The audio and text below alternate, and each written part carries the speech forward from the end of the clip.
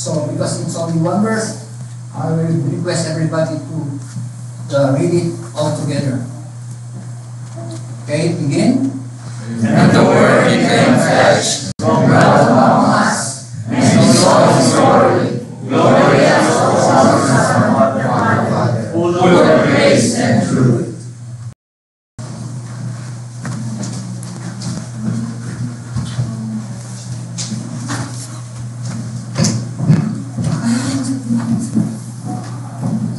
Let us pray. May the words of my mouth and the meditations of our hearts be pleasing in your sight, Lord, our rock and our Redeemer. Amen.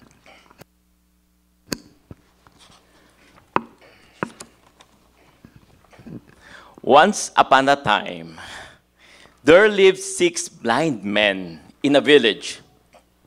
One day, the villagers told them, "Hey, there is an elephant in the village today." They had no idea what an elephant was. They decided, even though we would not be able to see it, let us go and feel it anyway. All of them went where the elephant was. Every one of them touched the elephant. "Hey, the elephant is a pillar," said the first man who touched his leg. "Oh no, it is like a rope," said the second man who touched the tail. "Oh, it's like a thick branch of a tree," said the third man who touched the trunk of the elephant. "It is like a big hand fan, said the fourth man who touched the ear of the elephant. "It is like a huge wall," said the fifth man who touched the belly of the elephant. "No, it is like a solid pipe," said the sixth man who touched the tusk of the elephant. They began to argue about the elephant, and every one of them insisted that he was right. Some Christians are no different from those 6 blind men. They base the truth on their own subjective experiences, but it should never be. Our only basis of truth should be the truth as revealed in the written Word of God. This is the only objective truth. This is particularly true when it comes to how we should view Jesus. Without the objective truth of the written Word of God, we cannot develop correct views of who Jesus is. At best, we will come up with our own subjective preferences about what we want Jesus be, rather than what He actually is. We would prefer a Jesus of our own creation. We will develop faulty views of the person of Jesus. It is therefore for this reason that reading and studying the written Word of God becomes very crucial to understanding the living Word of God, Jesus. When we say that the written Word of God should be our only basis to know and understand Jesus, we do not mix it with our subjective human experiences. That is what differs true religion from false religion. You do not mix the truth of the written Word with your subjective experience. Or else, you will have a Jesus of your own creation. This is very dangerous because if your Jesus is not who the written word of God portrays him to be, then you are just wasting your time being a Christian because you are following a fictional character. John MacArthur once said, "It is damning to believe in the wrong Jesus as to believe in no Jesus." What he says is that regardless of how committed you are as a Christian, but if your Jesus is not what the Bible portrays him to be, then you are no different from non-Christians who do not know and believe in Jesus. So for us now, for us not to end up believing in a different Jesus, we must base our knowledge of Jesus on the eyewitness account of his apostles. In this case, we have the Gospel of John from the eyewitness of John the apostle. He was an eyewitness. As you might have noticed, every false religion and heretical teaching has deviated from the biblical revelation of who Jesus really is. That's always the subject of heresy and false teaching, false religion. They have erred either with regard to his deity or his humanity or the relationship between his two natures. That's where the heresy and false religion lies as regards to the nature of Jesus, of who Jesus really is. In our text, John gives us a clear statement about the incarnation of the Word. Incarnation of the Word. Last Sunday, we talked about Jesus being the Word. He is called the Word because in him, the unseen God is revealed.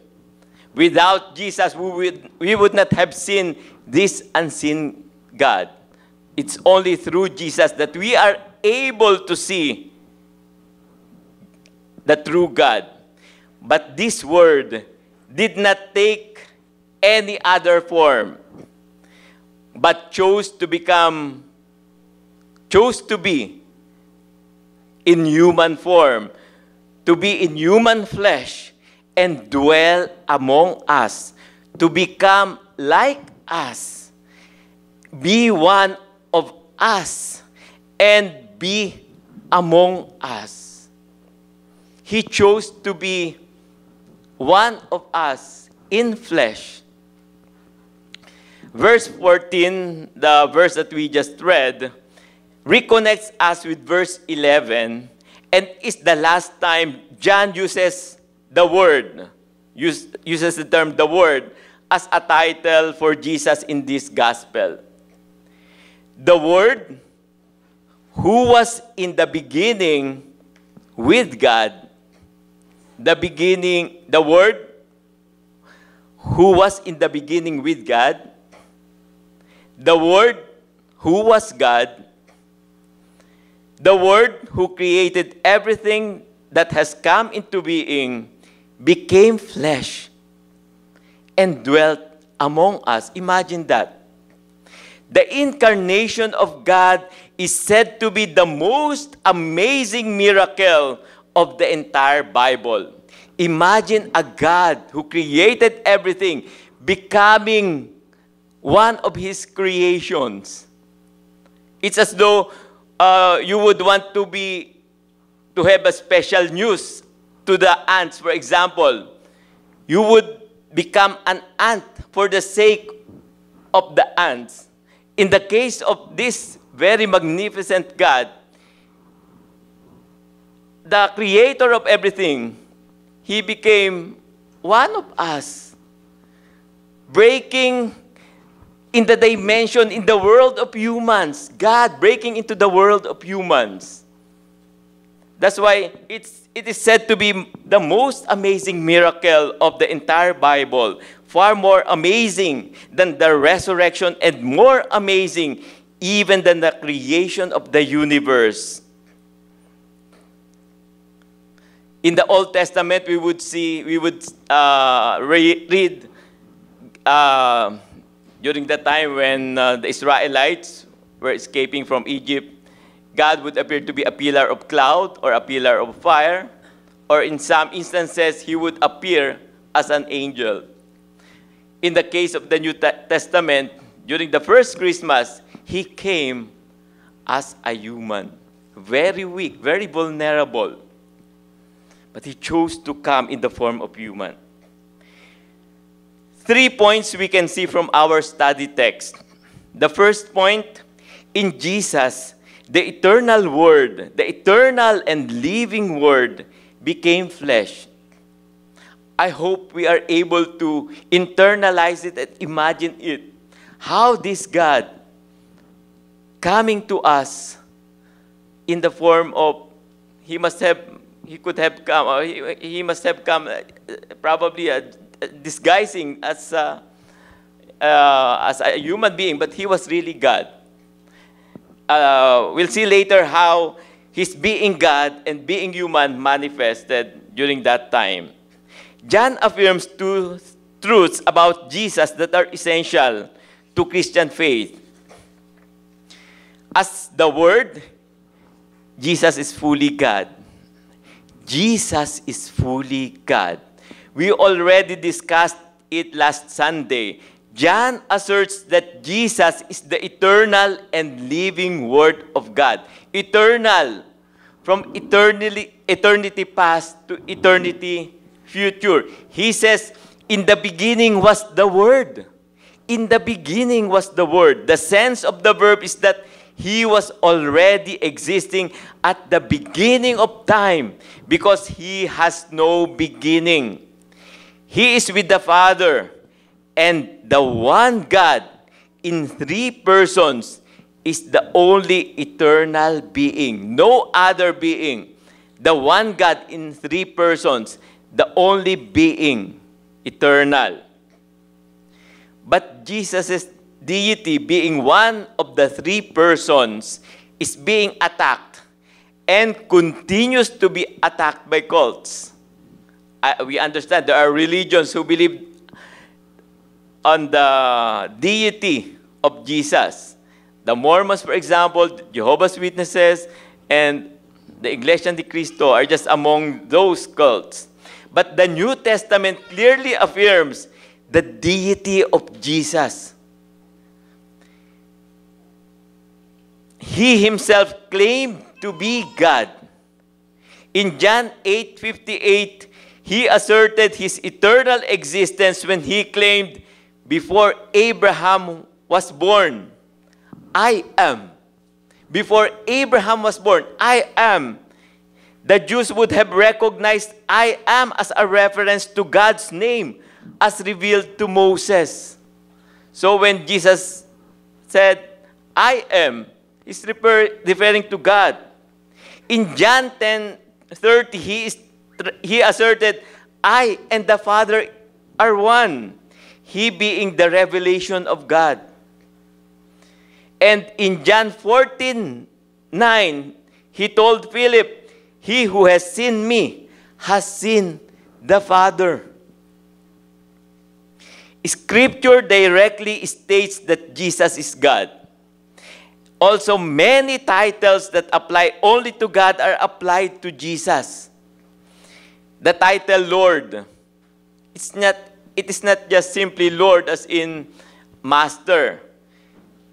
It means the same as Yahweh or God. When you call Jesus Lord, it's as though you're calling him as God. That's the meaning behind the title Lord.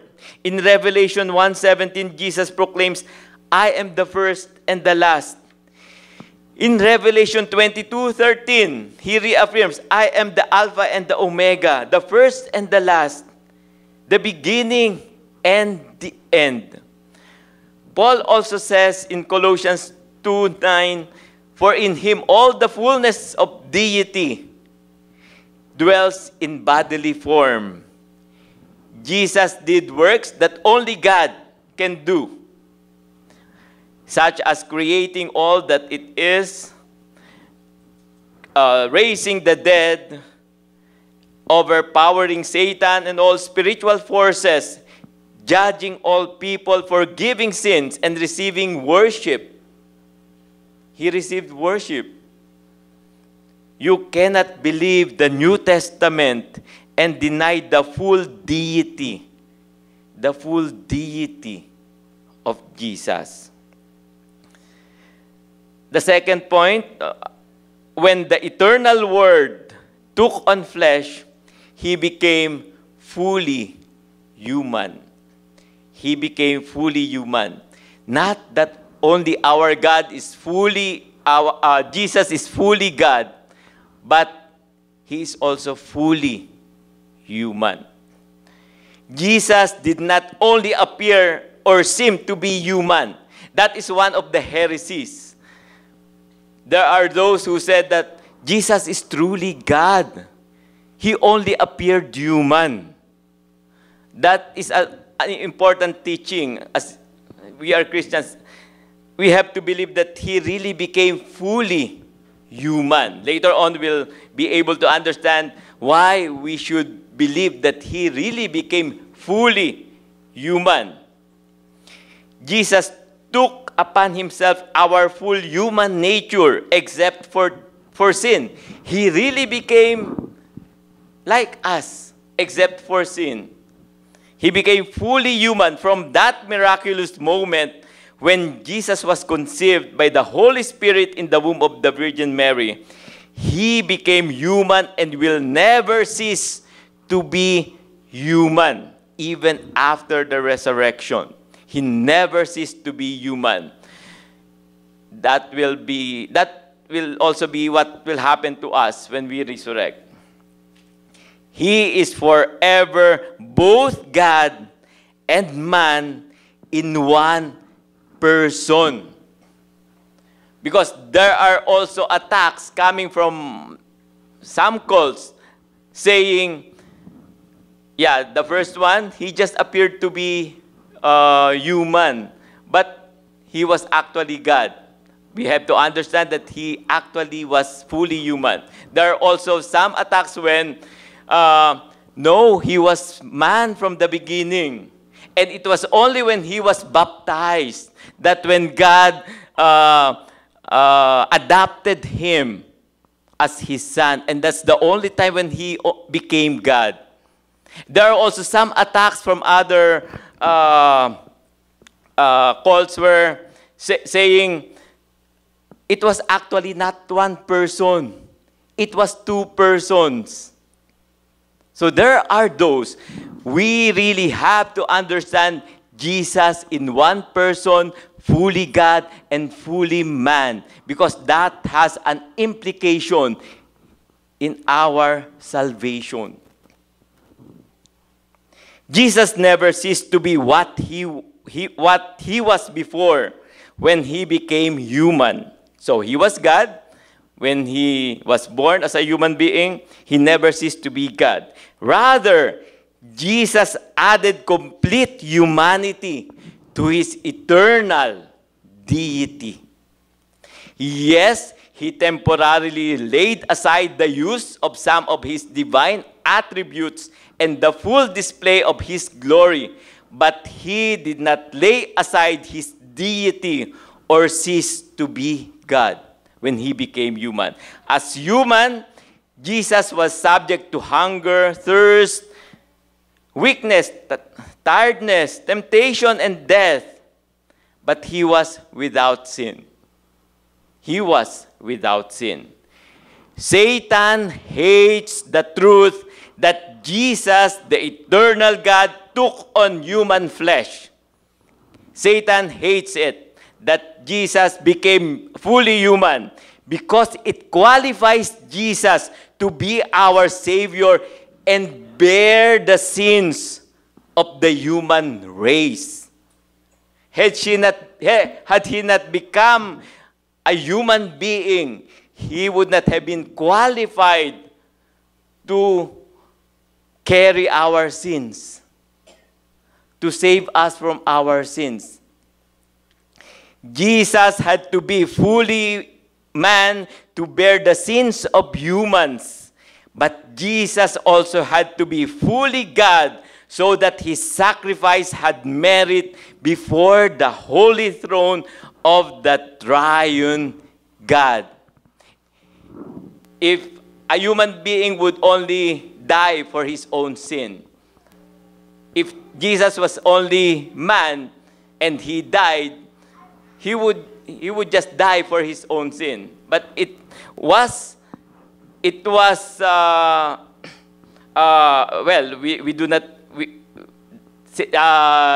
does not have sin. If he were just a human being, it's enough to die for one's own sin. But he was God, so that his sacrifice would be acceptable before the Almighty God. That's why the teaching about Jesus as being fully human and being fully God is very essential in our understanding in connection with our salvation.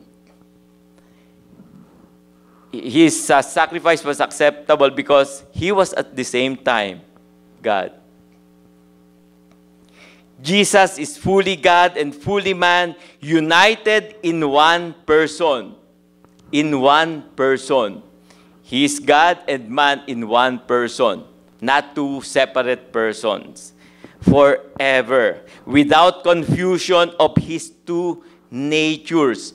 Don't confuse whether Jesus was human when he died on the cross, and then when he rose up from the dead during the resurrection, that's the time when it was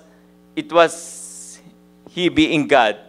No confusion about his identity. He is not 50% God and 50% man. No. Neither is his humanity absorbed into his deity, nor is he a hybrid God-man.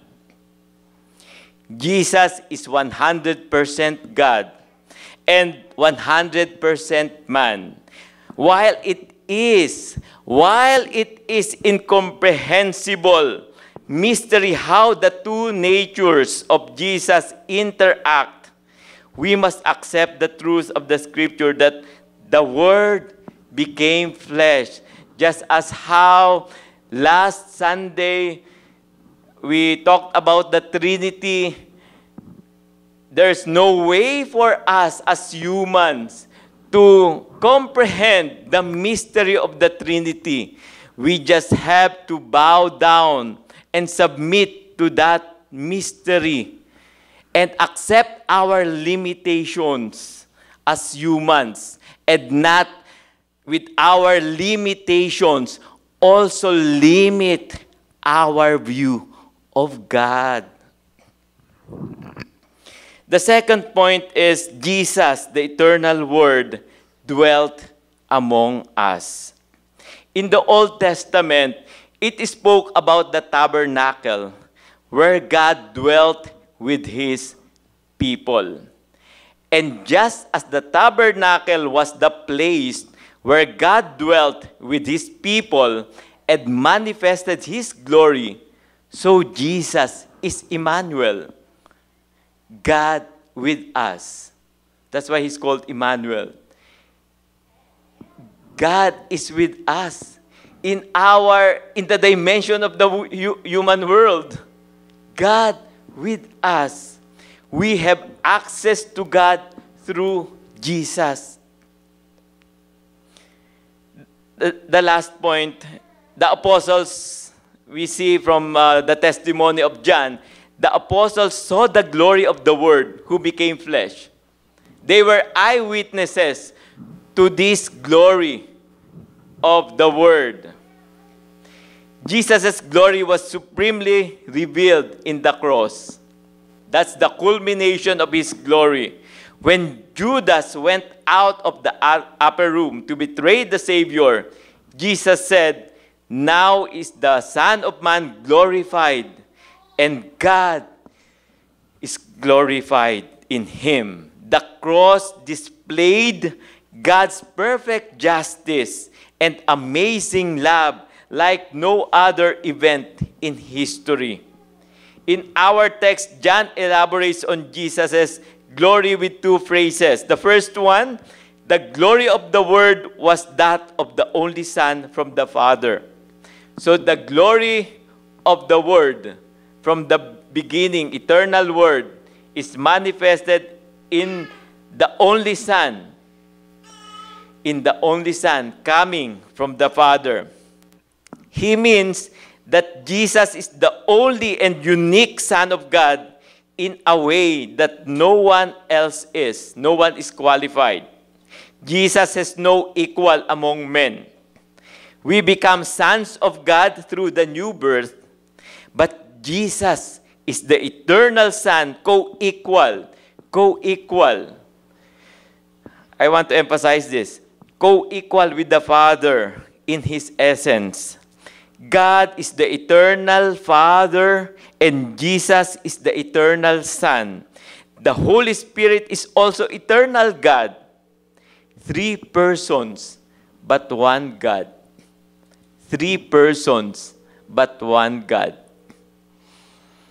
One God, as I mentioned before, we have to understand one in the sense that it is a numerical one.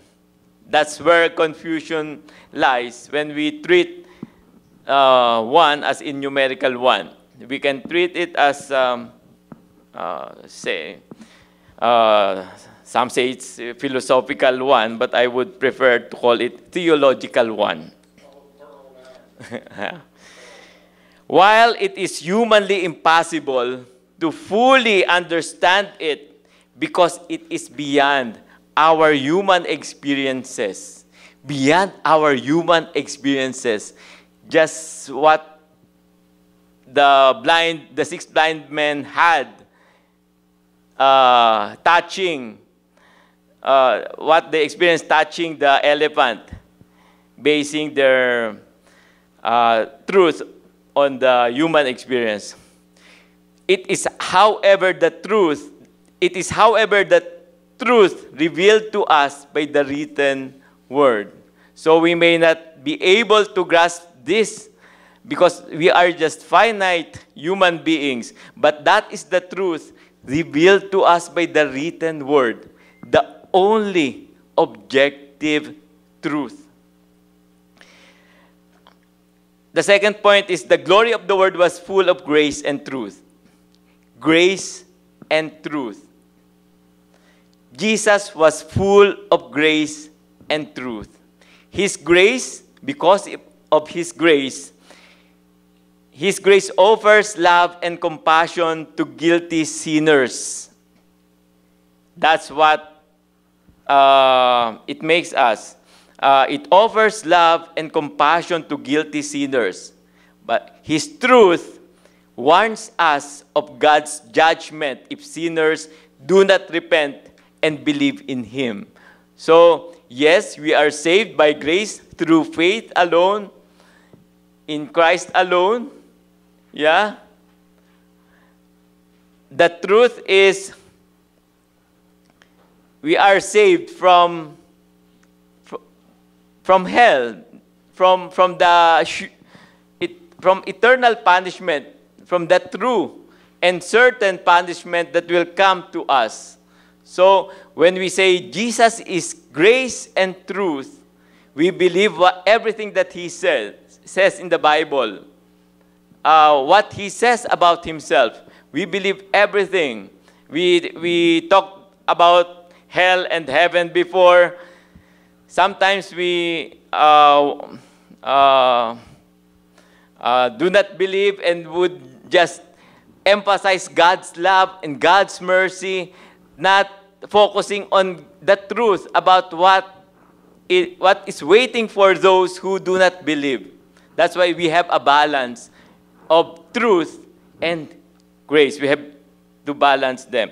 Grace and truth reached their culmination at the cross, where the truth of God's holiness and justice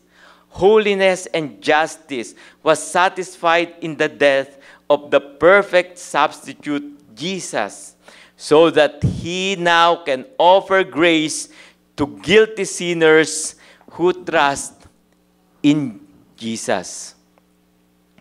So, yes, God loves us. Jesus loves us. We focus on His mercy and love, but we are also have to be reminded of His truth, of His holiness, of His justice. That's why we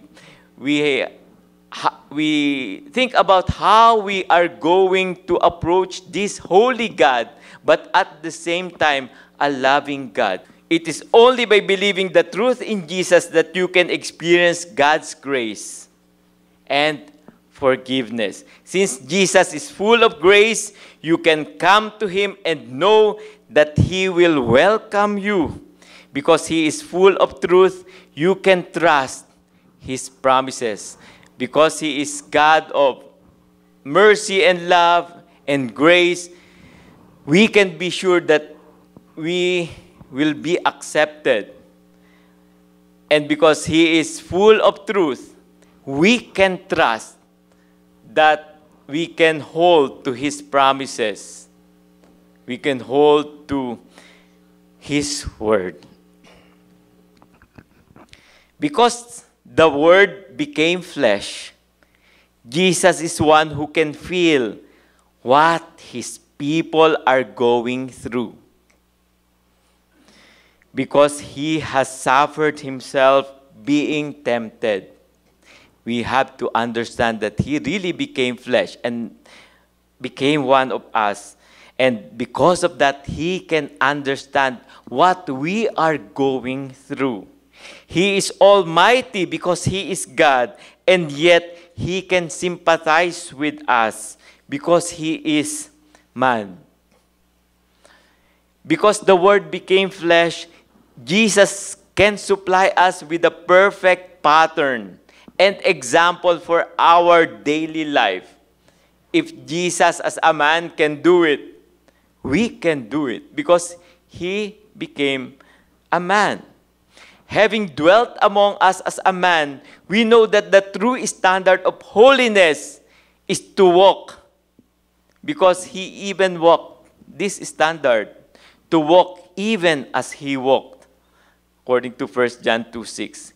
He is a perfect, that makes Him a perfect pattern because He is God. But no other saints can equate Him. But He is also a pattern exactly suited to our needs because He is a man. It's easier for us to identify with somebody who lived a life like the way we live as humans. Because some people would say, oh, because He is God. But we have to understand. That's why in our message today, we have emphasized His being human, His humanity, in order for us to hold on to that faith, have a more truthful view of Jesus as presented to us by the Gospel of John. Finally, because the Word became flesh, let us see in our mortal bodies a real, true dignity, and not defile our bodies by sin. Evil and weak as our body may seem, but it is a body. It is a body which the eternal Son of God was not ashamed to take upon Himself and to take up to heaven. We can therefore trust that He will raise our bodies at the last day and glorify these bodies together with His own glorified body. Imagine Jesus accepting us. That's why the best illustration that I could say is that when we come to heaven, we do not have our righteousness of our own. It is just what we call passive righteousness. We did not have to do anything to be righteous. It's Christ covering us with His righteousness. And when we come before God the Father in heaven, when we die, it will be Jesus saying to His Father, He's on me. He's on me. In Tagalog, sagot ko siya, sagot ko siya. What a wonderful word to hear from God. It is not our righteousness. It is Christ's righteousness covering us, making it possible for us to see heaven and be with this God who is the creator of everything. Imagine that. Imagine that. Sometimes we would already be amazed when we are with the people of authority, leaders of a country. We are, but it is more different. It is with God, the creator of the universe, the creator of human beings like us. Friends, this is the truth about Jesus, the living Word. He is God, but not only God. He is human, but not only human. He is both God and human. And He is eternal. Is this your Jesus? Any less or more than this is a fictional Jesus. And a fictional Jesus cannot save you. Amen.